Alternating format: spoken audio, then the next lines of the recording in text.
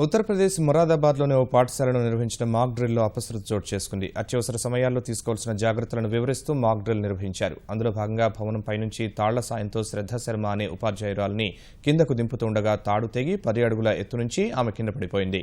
తలకు తీవ్ర గాయమవడంతో ఆమెను వెంటనే ఆసుపత్రికి తరలించారు. ప్రస్తుతం ఆమె పరిస్థితి విషమంగా ఉందని వైద్యులు తెలిపారు.